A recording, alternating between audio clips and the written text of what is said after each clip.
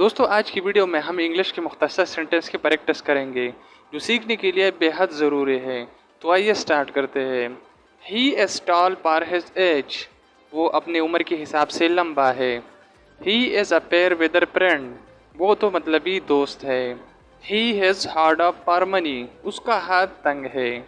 My income is an eyesore to him, मेरी कमाई उसकी निगाहों में कटकती है। Make it your home, make it your home, अपना ही घर समझे। This medicine is very bitter, दोस्तों इसका मतलब है ये दवाई बहुत कड़वी है। गो स्ट्रेट, इसका मतलब है सीधा जाओ। If she were mistaken I would scold her, अगर उसकी गलती हुई मैं उसको डांटूंगा। He also goes to school, वो भी स्कूल जाता है। Does not his father speak English, क्या उसका अब्बू इंग्लिश नहीं बोलता। कीप क्वाइट, खामोश रहो।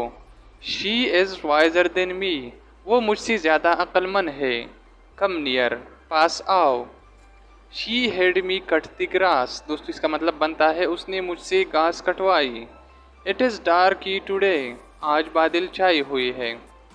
He does not have sense, उसे अक्ल नहीं है। नॉट अ बिट, थोड़ा सा भी नहीं। वॉच आउट, वॉच आउट का मतलब है दोस्तों होशियारी से संभल कर।